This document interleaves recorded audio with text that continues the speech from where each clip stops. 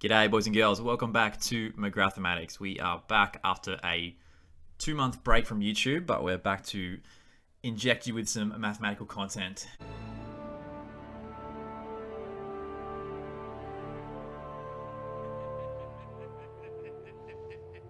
Apologies in advance if you can hear the dog next door going absolutely nuts. There is nothing I can do about it. Okay, today we are starting our next topic in the Extension 2 course. It's the second half of complex numbers, which I'm calling applying complex numbers. For today's lesson, we are looking at applying de Moivre's theorem. So we already looked at de Moivre's theorem in an earlier lesson in our first topic. Today we are applying the theorem to some more complex examples. Okay, before we rip into it, we need to do a couple of warm-up questions. Here is our first one. It comes from the Extension 1 course. It is find an expression for cos 3 theta in terms of cos theta. So hopefully you've already studied trig functions in Extension 1 and you may have seen a question like this before. If you have, by all means, pause the video and see if you can remember how to approach it. Otherwise, here we go with the solution. So the way we're going to handle this is we're going to write cos 3 theta as cos of 2 theta plus theta. The reason for this is because hopefully you are aware we have an identity for how to expand cos of a plus b, where in this case a is 2 theta and b is 1 theta.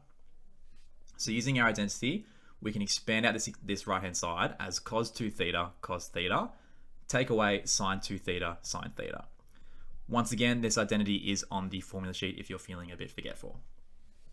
Okay, now we have cos 2 theta and we have sine 2 theta. So we need to translate these so they are in terms of a single theta instead of 2 theta.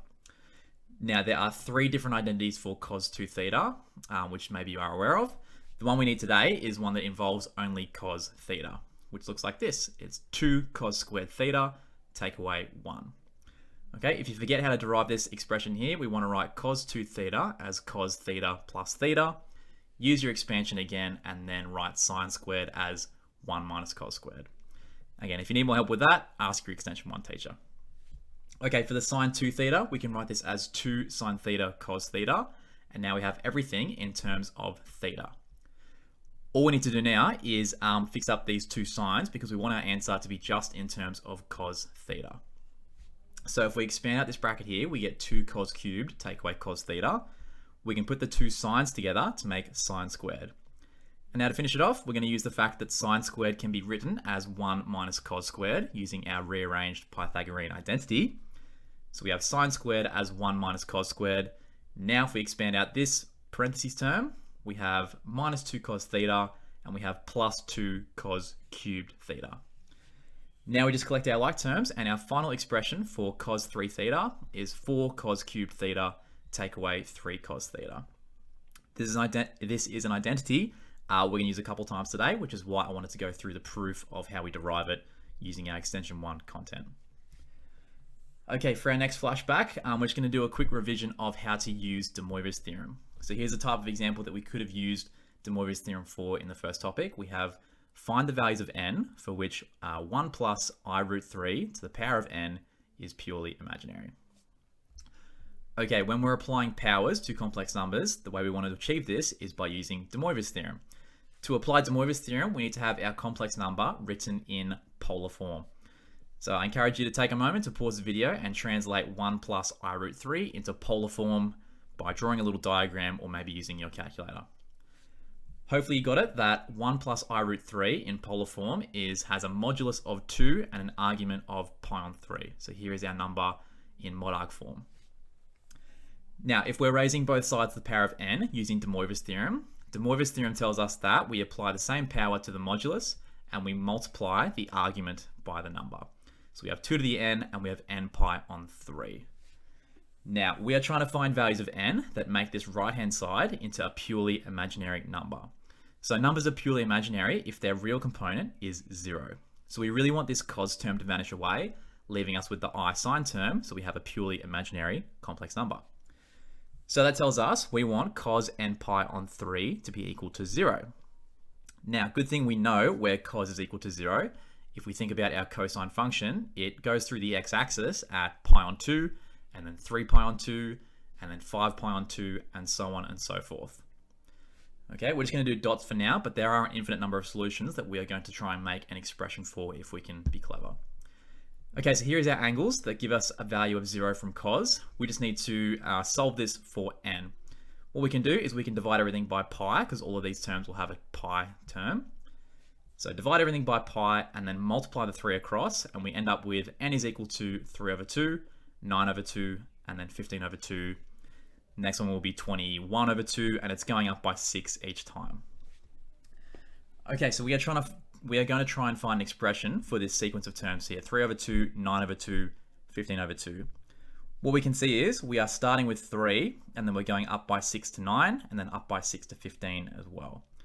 If we wanted to, we could have gone left and gone into the negatives, because of course there are going to be negative angles that go with cosine and give us an answer of 0. So we could go to the right by 6, we could go to the left by 6. The way we're going to express this as our final answer is we're going to say these values of n are just 3 plus or minus some multiple of 6 and then divided by 2. Okay, so here is a more succinct way of writing our sequence of terms here. Like I said, we're starting with 3, we are adding or subtracting some integer multiplied by 6, and then our answers are always divided by 2. Okay, so there is our expression for all our values of n. All right, now we can actually dive into the lesson now that we've done a bit of a flashback. So we're going to start off by doing what's called a comparison to binomial theorem. So in the flashback, we proved this identity. That was flashback 1 using our extension 1 content. Now this identity here can also be achieved instead of using extension 1 content, we can use extension 2 content through the power of de Moivre's theorem. Okay, so we're going to start with a complex number. It's got a modulus or an r value of 1. It has an argument of theta. Now, if we raise this to the power of 3 using de Moivre's theorem, our modulus is 1 to the power of 3, which is still 1. Our argument is now 3 times theta. So here is z cubed using de Moivre's theorem. However, we could have done z cubed in a different way. Instead of using de Moivre's theorem, we could have just put brackets around our cos theta plus I sine theta, and we could have expanded it using binomial theorem, because we know how to expand big powers due to our extension 1 content. Okay, so let's expand this using binomial theorem. Here is what it looks like. We have cos cubed at the front, then we have cos squared I sine theta multiplied by the constant of 3. Okay, remember our rows of Pascal's triangle, we have 1, 1, 2, 1, and then 1, 3, 3, 1. Okay, our third term is cos to the 1, and then we have I squared sine squared. Then our last term is 1 multiplied by I cubed sine cubed. Okay, so if you're a bit rusty with your binomial expansions, good idea to revise this before you try this exercise. Okay, we can simplify this a little bit because I squared, we of course know is equal to -1, so we can make this third term negative, and I cubed is I squared times I, so this we can write as negative I. So those last two terms are going to be negative. Okay, so what we have here is we have two different expressions for the same thing. This up here is z to the power of 3 using de Moivre's theorem, and this last line here is z to the power of 3 using binomial theorem. Now, because these are two different expressions for the same thing, they must be equivalent, okay? And when two complex numbers are equivalent, it means that their real parts are equivalent and their imaginary parts are equivalent. That means that in the original expression, cos 3 theta must be equal to cos cubed minus 3 cos sine squared, because that's the real part of z cubed down here, and cos 3 theta is the real part of z cubed up here. Okay, so we can say the parts without i's are going to be equivalent because the reals match up with the reals, and there we get our expression. Once again, we can do our trick of writing sine squared as 1 minus cos squared, if we put that up there. Okay, so sine squared as 1 minus cos squared. If we expand that out and collect everything together, we end up with the same expression from before, which is 4 cos cubed take away 3 cos theta. So it's the exact same result, except instead of using trig identities, we just use binomial theorem and de Moivre's theorem to achieve the same result. So yeah, maths is fun, I suppose. Okay, let's try that same concept again with a higher power this time. We just did power of 3. Now let's try power of 4. So we have, considering the expansion of cos theta plus I sine theta, once again, which has a modulus of 1, to the power of 4, prove this identity. Okay, if that last example made sense, by all means pause this and try it by yourself. Otherwise, let's just dive into the solution. All right, so first of all, we are going to expand cos theta plus I sine theta to the power of 4 using binomial theorem. We'll go nice and slow this time. Okay, so our first term is the first term to the power of 4 and the second term to the power of 0. So we have cos to the power of 4. Our coefficient is 1. Okay, we're on the next row down in Pascal's triangle. So our coefficients are going to be 1, 4, 6, 4, 1. Okay, for the second term, we're going to have cos to the power of 3, and then we have I sine theta to the power of 1, multiplied by the coefficient of 4, because that's the number in Pascal's triangle. Okay, next one's going to be 6, and we have cos squared, and we have I squared sine squared, again with the 6. Next one's going to have a coefficient of 4. We're going to have cos to the power of 1. We have I cubed and sine cubed. So hopefully you know that the coses are stepping down in powers, and the I sines are stepping up in powers. That's binomial theorem. So the last one is going to be a coefficient of 1, and we have I to the 4 sine to the power of 4. Okay, now let's tidy this up by looking at our I terms. So in the middle here, we have another I squared, which we know is going to be negative 1. So we can make this middle term negative. The I cubed, again, we can write this as minus I by making this term negative. And then I to the power of 4 is I squared squared, which is equal to 1. So this last term is just sine to the power of 4. Okay, there it is all tidied up. Now what we're going to do is now do the same expansion, but instead of using binomial theorem, we're going to use de Moivre's theorem. Okay, so if we did cos theta plus I sine theta to the power of 4 with de Moivre's theorem, we'd have 1 to the 4 cos 4 theta I sine 4 theta. Now we are trying to establish this identity, which is comparing sine 4 theta. So we must be comparing the imaginary parts of this complex number with the imaginary parts of this complex number, because they are the same complex number. So from this, we can say that sine 4 theta matches up with the 4 cos cubed sine theta here, and the other imaginary term is right here. It's the 4 cos theta sine cubed. Okay, so these parts in red match up, and we write them equal to each other, and there is the target in the question, so we have completed the question. There we go. There's our identity.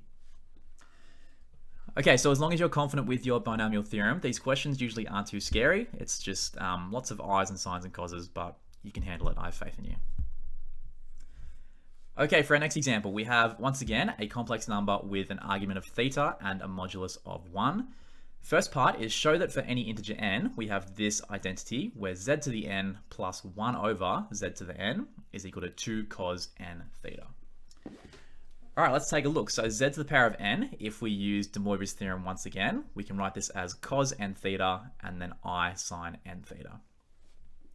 Now, the clever thing to do for the second part, which is the 1 over z to the n, is to write this in index form using a negative power.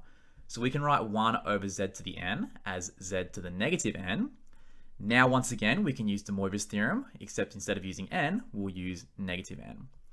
So our arguments, the theta, are being multiplied by negative n, and there is z to the minus n. Now, a couple of useful facts here is that cos is an even function, which means that when you put in a negative value, it's the same thing as the positive value. Okay, cos of negative x is equal to cos of x. However, sine and tan are both odd functions, which means when you substitute in a negative value, you can pull the negative out the front. So we can write this expression as cos of n theta, even function, minus I sine of n theta, because sine is an odd function. Okay, this is good because now we have both expressions for z to the n and z to the minus n in terms of n theta rather than a negative n theta. Now if we add these two together, we have the coses are going to add together and double. However, the sines are going to add together and cancel out, leaving us with just 2 times cos n theta, which was the target in the question, so we have done it. Okay, sweet as, on to part B. We are going to use this identity to simplify z plus z to the negative 1. Okay, so again, we can write z to the negative 1 as 1 over z. So we have this expression is really z to the 1 plus 1 over z to the 1. Now this makes it a bit more obvious that we can apply our identity from part A, where our value of n is 1. So we can write this expression here as 2 times cos of 1 theta. So our simplified version in terms of theta for z plus z to the negative 1 is 2 cos theta. This will be useful for part 3, which is the really challenging part of this question.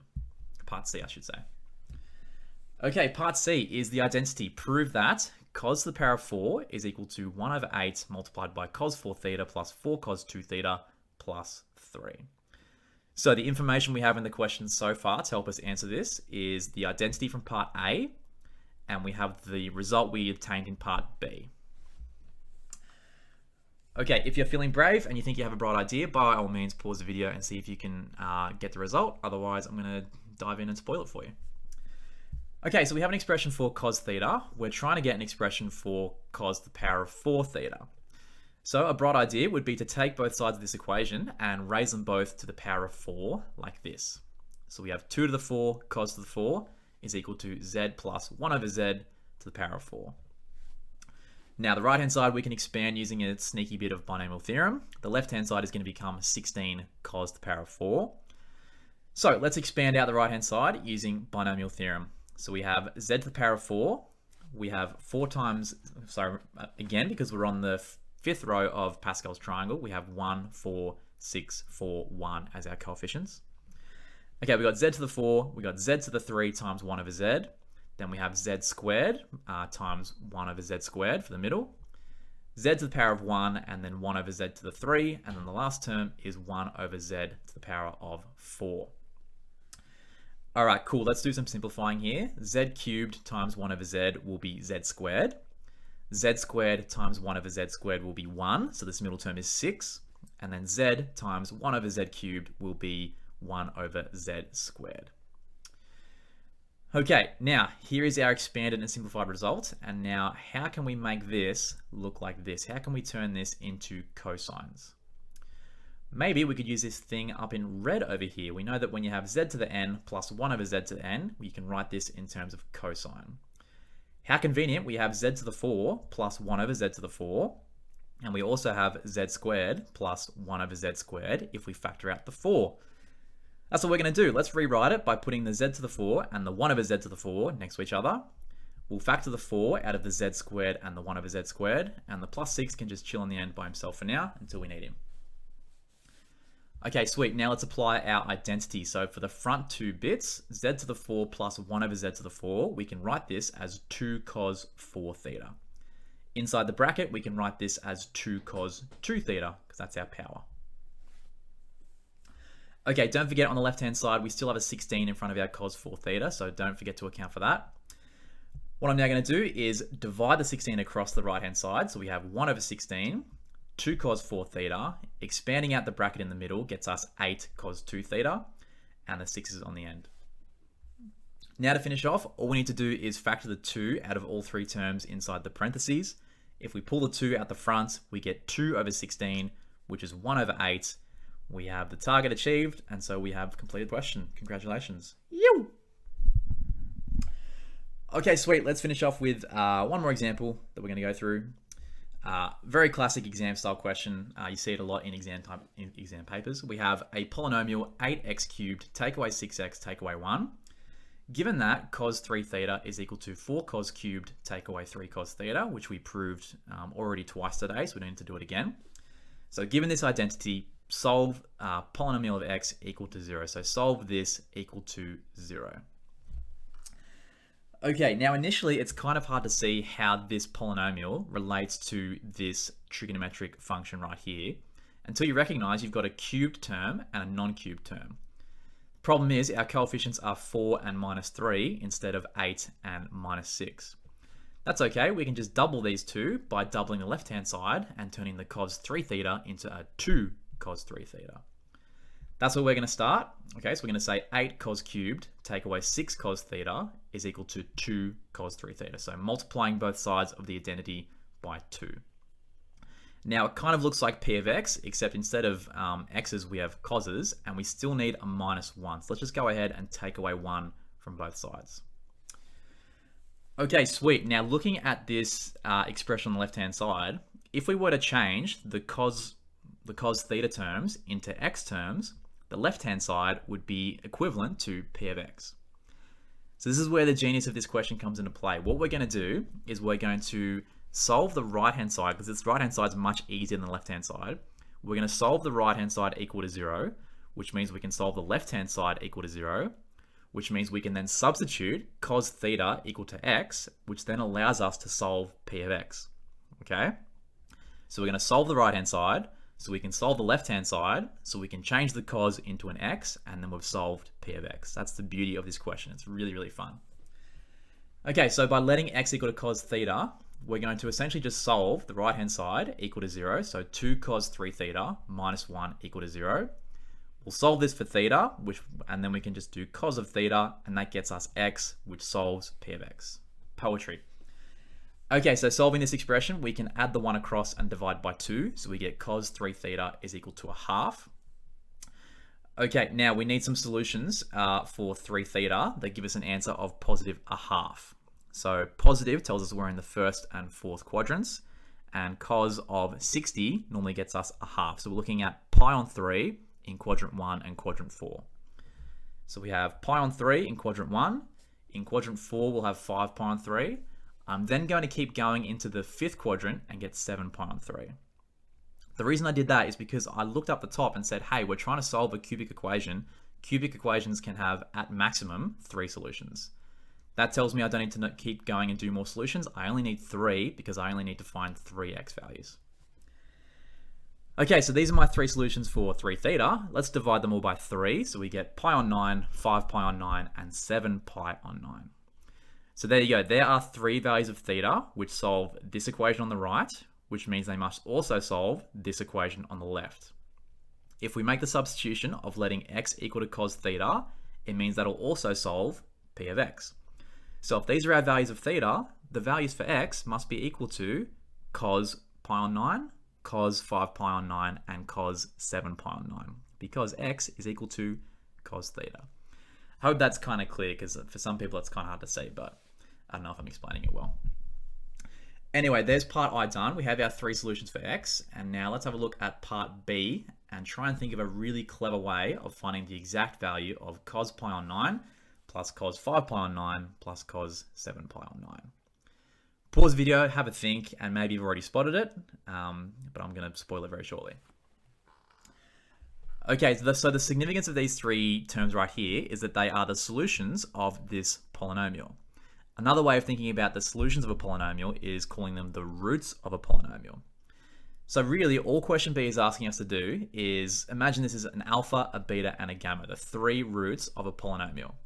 When you add the 3 roots of a cubic polynomial, you always get the same thing. You always get negative b over a, once again relying on our extension 1 content knowledge. We of course know that the sum of the roots of any polynomial is always negative b over a. Now don't be tricked into thinking that the b is the minus 6. Remember, the a is in front of the x cubed, the b is in front of the x squared, and then the c is in front of the x, and then d is left over.